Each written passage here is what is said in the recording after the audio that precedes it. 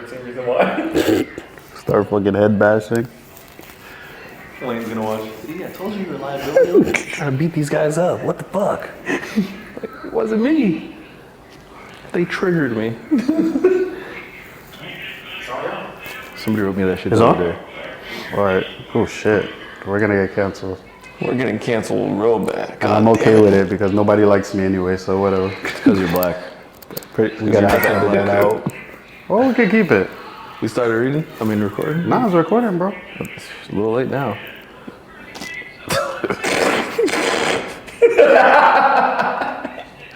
I regret this. I do. Hey, you know what? We'll do good. No warming up, no nothing, just straight into the fire pit. But how do we feel about male depression? Because I know it's like, it's a serious thing, but it doesn't get talked about. And I feel like, should a man just push through, or like, what's your take on it? Oof. Okay. It depends. It really depends. I mean, not everyone's gonna feel comfortable talking about their own situations. You know, they're either gonna stick right through it, they're just gonna keep pushing through it, or they're gonna seek for help. My opinion is definitely better to talk to somebody. But you also gotta wake up and realize really who the fuck you are, and get the fuck up and just keep fucking pushing. Because at the end of the day, no one's gonna have you besides you. Correct. You know, that's my opinion about you. So my personal experience with it, yeah, it's definitely real. It's real out there with depression. Go ahead, bro. Cam, turn it down. We're gonna fucking edit that out. Thanks, Cam. So yeah, Down. Go ahead, bro. No, go ahead. Talk, bro. I don't know how the editing process goes, but All this could be edited out, so just go. so yeah, so male depression or just depression? That's a blooper. Keep that in there. What do you do? He's like, All right, go ahead, bro. DCF. Male depression definitely real. Pushing through it, definitely not the wisest decision. I mean, everybody's different, but my personal experience bottled it up for years.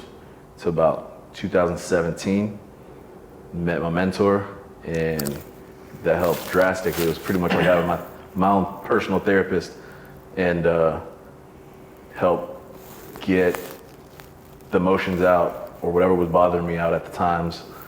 And yeah, it's definitely huge help when you seek it or when you find that person to be able to vent to or confide in.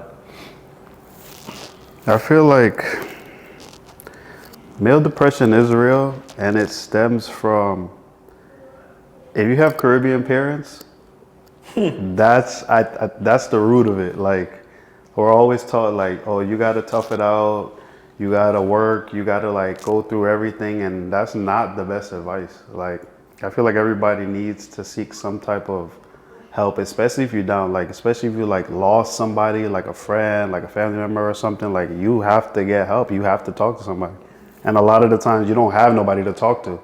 It's like, even if you go to the gym, I mean, for that minute or that hour or whatever, you're fine in the gym. But then when you get out of the gym, it's like, damn, it's back to square one. What the hell am I gonna do?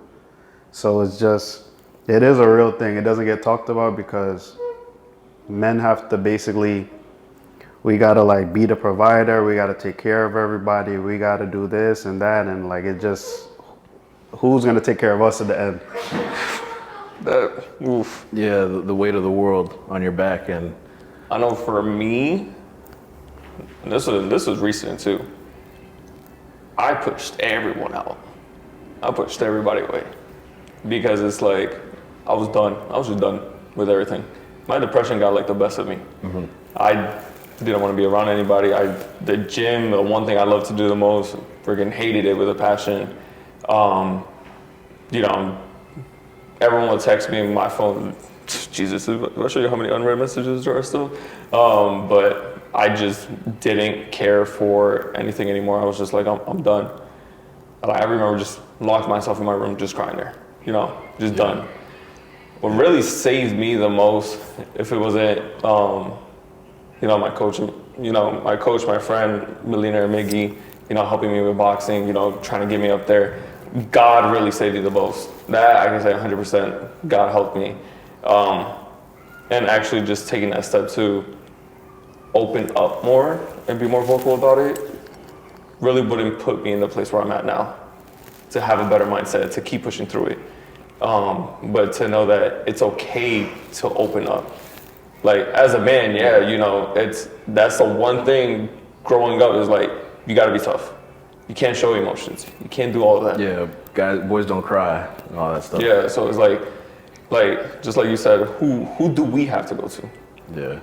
And the crazy thing is, like now that I'm older, it's okay to open up, but it depends on who you open up to. Because some people will use it against you, and oh, you were at your weakest and this and that, and I did it, and it's like, damn, motherfucker, I don't even want to open up to nobody no more. Yeah, that's exactly what happens. And it's just like a revolving cycle. But I mean, that's life. That shit happens, and you just got to deal with it the best you can. But don't bottle it up. yeah, if you Find somebody to confide in, or get a therapist. That's the Yeah. easiest thing. And then like you hear about therapy, and it's like, I'm not crazy, but it's not for makes that. you It's feel, for some help. people think it makes you feel weak, or you're weaker because you seek help, or you want help, or you got help. The weakest thing is actually not getting help. Correct. Because once I got my mentor, it was like balls to the wall, focusing on everything one by one, knocking it out, and I didn't so much push everyone away. He just would always instill in me is they're gonna fall. Little by little, you're gonna see who's for you and who's not for you. And that's literally how it went till this day, where I used to be a dude, you'd see me, I'd be 20, 30 deep, out and about. See me now, I'm by myself if you even see me. You know, everybody dwindled off to my small circle that I have now. And that's how it is, bro. You came in this world by yourself, and you're gonna leave by yourself. And then I think one thing I had to learn, because I'm too much of a kind person, and you know, I had to realize, just like you said, who to open up to, who actually give my time and effort to as well. Because there was people that, you know, thought of them completely different, but they showed completely devalued me, completely disrespected me, made me question a lot of things that Took are you just for like, granted. yeah, take you for granted, like kind of just abused you, pushed you around, and it's like keeping those people around just because that's who you're comfortable to be around with is one of the worst mistakes to do. That's something. Get them the fuck out. Why are you gonna keep them? Majority of the time, that's most people's downfall. Like if you want to be Who's happy keeping and if you want to be up there, kick them the fuck out. No matter what history you have with them, no matter what you guys been through, you know, friendship, relationships, anything like that. Like you really need to just throw them to the curb at that point. That's manipulation, but that's for another episode. That's for another We'll save that for the next episode. one. Yeah. But what made you depressed and put you at like your lowest? I'm gonna go last because this is gonna take about 2 hours. I'm gonna let you go first. Gee, thanks. Multiple things. Like I've lost numerous people, family members, friends, But coworkers. which one was like the breaking point though? Like I don't know. There was a few of them that were like, what the fuck? You know, it gets so bad in trauma and depression when your brain blocks it from you remembering it. It ain't even that. Like I remember I went to the psychiatrist and the lady was like, "You're 36. You should have came like 20 years ago." Like wow. I was only high school. When she heard my story, she was like, "Yo, you've been losing people left and right." And like I lost my grandmother who raised me when I was about sophomore in high school, the summer before sophomore year. So that one was tough, and that was like, you know, that young, you don't really know how to overcome that or get by. So just dealt with it, kept rolling with the punches. don't know. I'd say getting locked up in Texas was the breaking point. Because when they released me, there was one stipulation, and that was go see a psychiatrist. Because I've been suffering with anxiety and depression for years. So they were like, go see a psychiatrist and let me go. When I did that, that's when I realized how much trauma I've been through and just been tucking it away underneath the rug. And it was like, oh shit. And that was when it was like, okay, shit's been real for too long. So I'd say that's what saved me. But as far as like the one that pushed me over the limit, I don't even, there's so many. Too many. That's tough. You want me to go or you got it? You gonna You're gonna go? Me? I'm still thinking about it. Mine's- I'm trying to figure out the one. Mine was definitely when my grandma died.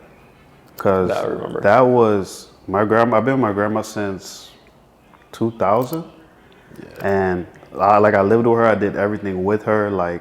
And she passed. It was just so much going on. I had issues with my son's mom and my girl at the time. They had issues, and I had issues with my family, and then me trying to take care of her because she had dementia and Alzheimer's, and it was a point where I wasn't even working. I had to figure out how to make money because I had to take care of her. She was leaving the house at 6 in the morning, and I'm trying to deal with that, and then nobody's helping me. So when she passed, it was damn, that was the most important person, and then now she's gone, and bro, I don't know what happened to me, but I just hit a switch. I just became a terrible person, bro.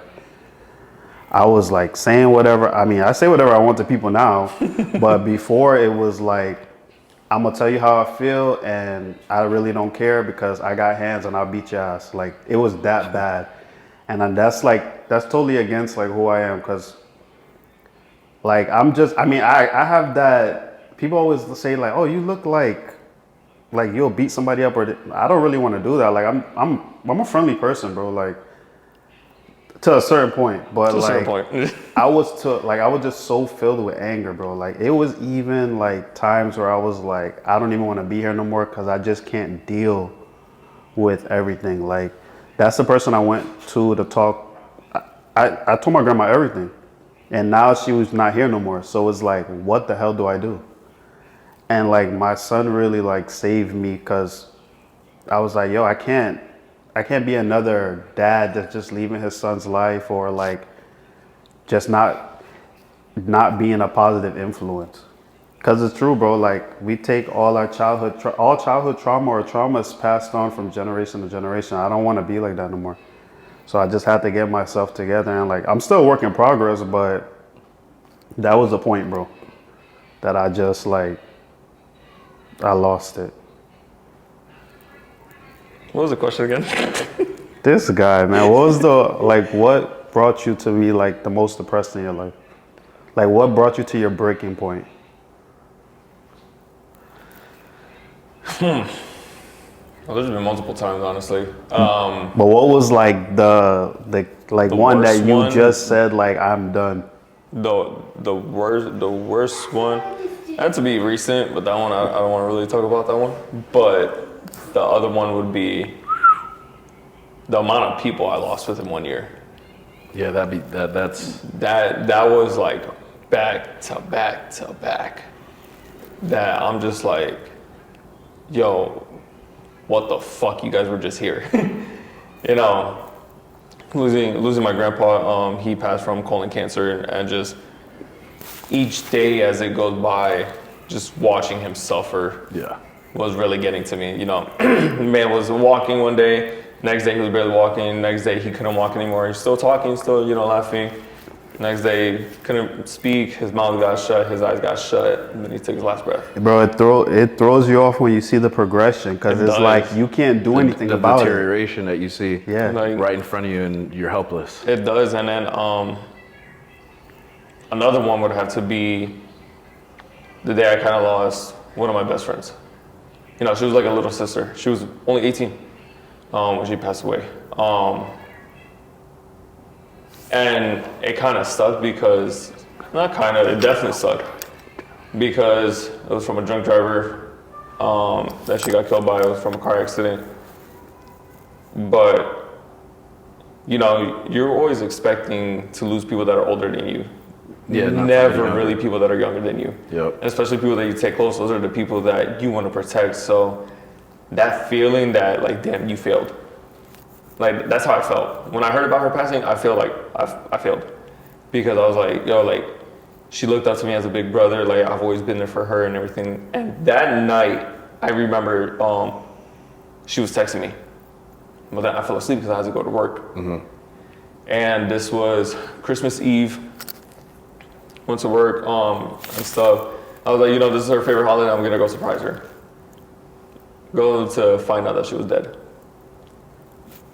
That was the one thing that was the other thing that messed me up the most. It was just like, yo, you were just texting me last night. Now I gotta wake up to this. Yeah.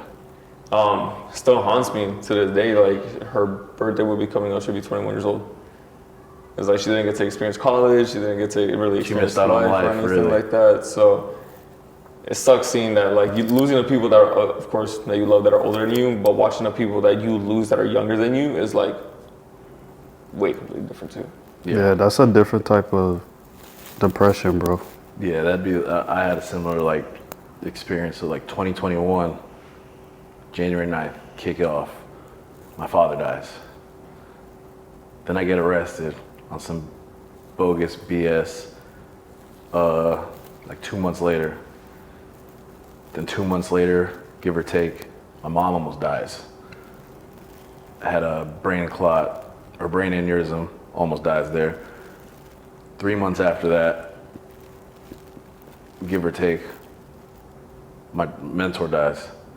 And that was like, he was the last one, like left really out of my guidance, that guidance there. And that one was tough that was a tough pill to swallow.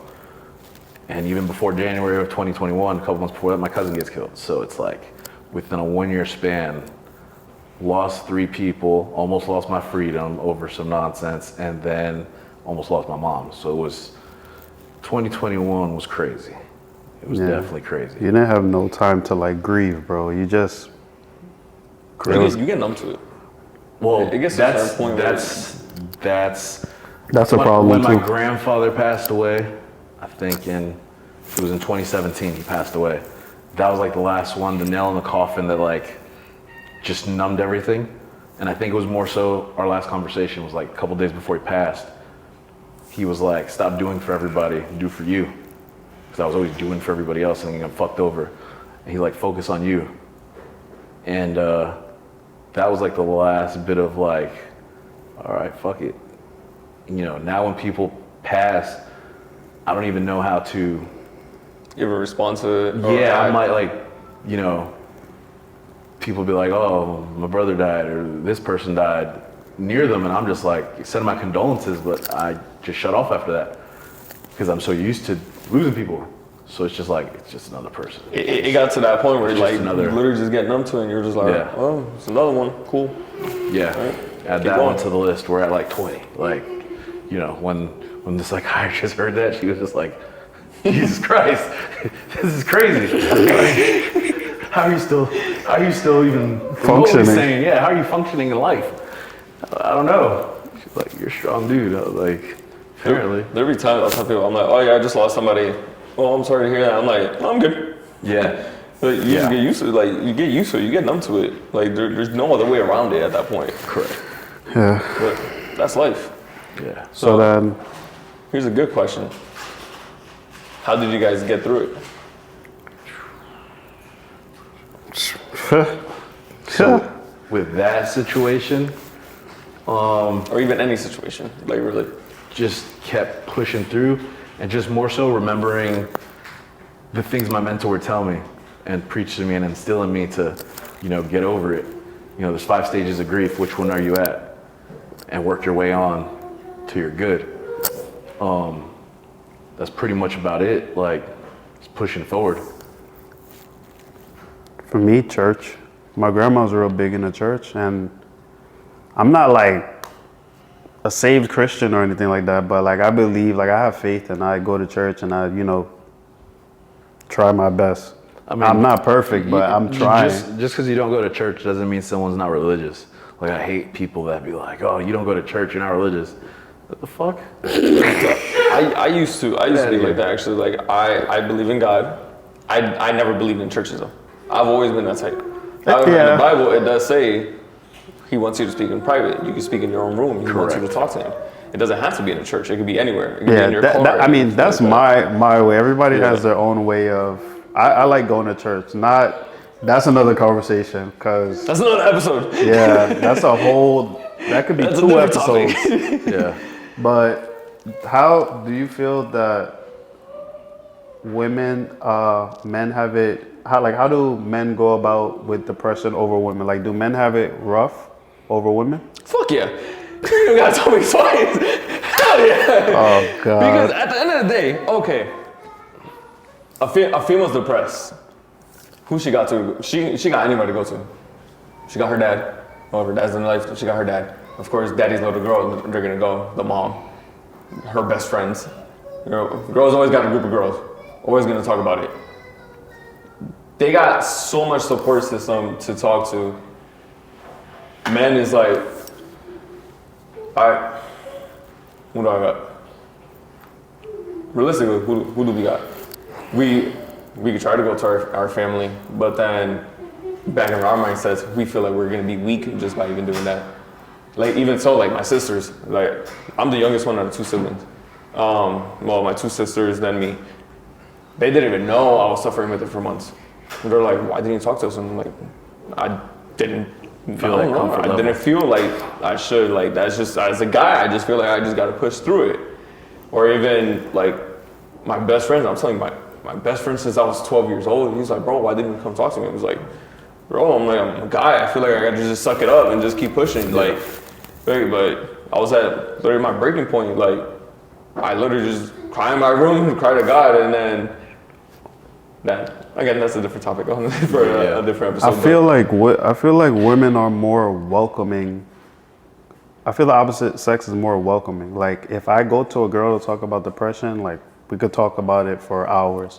But if you go to a guy, it's kind of like, oh, suck it up. Like our favorite saying is, "We'll figure it out." yeah, I'll tell people, nah, I'm good. I'll figure it out. Don't worry, I'm good. That's literally what I tell everybody. I'm fine. I'd say, sheesh. I'm not gonna sit here and say, in a way, yes, men do have it worse because of our upbringing. For the most part, most men are taught, boys don't cry. You know, you're tough, get through it. You know, whereas a female, they get more babied and it's more open for them to vent and stuff like that. But there are some situations with females where, you know, cause trauma as well. You know, rapes and not having your your parents there, or Always depends on the situation too, Yeah. of course. So you know, I've met some females that pretty fucked up in the game mentally. You know, but it comes back to what we said earlier is, you know, pushing through and being strong enough to go get that help. You know, so as far as getting the help, I think yes, it's totally worse on a male to deal with depression because they're trained since young, toughen up, Don't don't cry. don't cry. You're stronger than that. Can't be weak. Can't show no weaknesses. Can't show emotion. So when it comes to that, I'd say, yeah, in that aspect, yeah, we have it harder. the only time a man will open up is the moment they get caught at their breaking point. That's the only way. Like if you're gonna sit there, like let's say in your car, you're crying, and someone catches you. That's the only time a man's gonna actually open up. That's gonna be his most vulnerable state. But to just like sit there, have someone ask you what's wrong, it's like your body's gonna shut down, like just like kind of like a reboot, and you're like, I'm fine.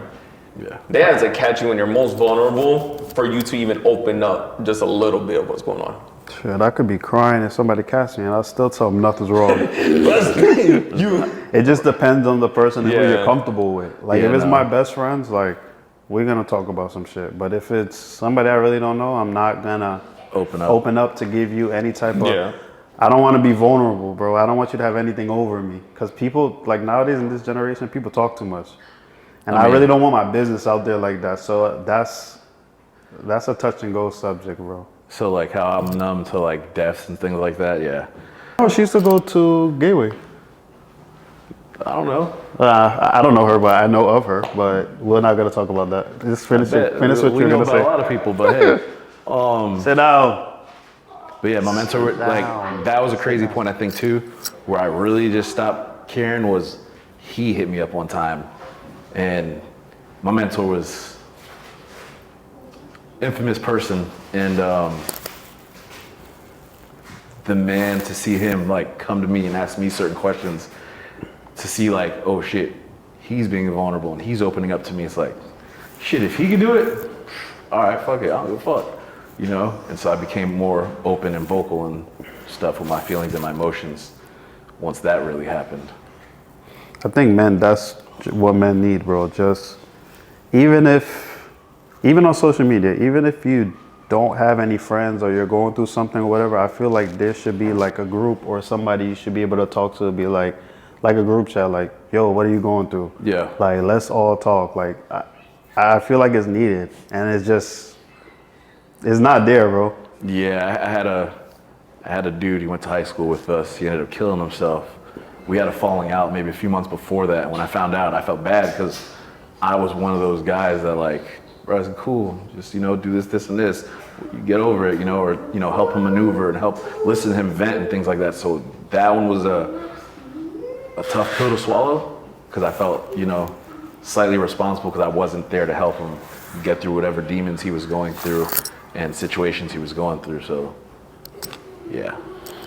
Honestly, any little support towards a man helps. Someone telling you, I'm proud of you. We don't get that. At all. Or like, yo, good job for everything. Nice like, haircut, nice this, nice that. Like, we don't get like those little comments at all. Like just one simple like, yo, keep going, I'm proud of you. Like, that does enough. That does a lot, bro. That does a lot. Morale in a bro, man. that boosts a man. Like he's like, yo, like I'm actually being valued. Correct. And like I say, it goes back to losing somebody. Because if you lost somebody, that's probably the person that was holding you together, bro. They were probably talking to you every day like, yo, I see your work. You're not there yet, but you're doing a good job. Like, those things matter, bro. Especially when it's coming from the person that's not here no more. And it's just, it all ties into each other. Yeah, bro. and at that point, you just gotta keep pushing and remember all the advice they ever gave you. You know, there's certain situations where I'm like, start remembering what my mentor told me, or what my grandfather told me, or my grandmother, or my cousin, or, you know, anybody that I've lost. It gets, that's what kind of pushes me through certain situations, you know. So, yeah. No, one advice, and it was funny because Millionaire Mickey just randomly, just out of nowhere, just said it to me. He don't even know why. He's like, I don't know why I'm telling you this, but I'm just telling you. And we were in the middle of sparring and stuff. Again, I'm just starting boxing, and I'm sitting there. I'm kind of pissed though. And he goes, you know, you gotta look at like boxing as life as well. He's like, in boxing, he's like, you can keep getting punched in the face and stuff. Are you gonna take those hits and get back up? Or are you just gonna sit down and cry about it? He's like, look at it the same way as life. He's like, you got a choice. You're either gonna sit down, you're gonna cry about it, or you're gonna get up and you're gonna take those hits and you're gonna keep moving with it. He's like, you're gonna learn from it, you're gonna learn how to dodge it, you're gonna learn lessons, and you're gonna keep going with it. That stuck with me since then. That really has been helping me since I was like, all right, here's what I learned. Yeah. What am I gonna do with it? And just keep moving with it. So, shit. This is longer than 40 minutes. That's pretty much it, bro. So next episode is gonna be on. Cam, you got any questions for us?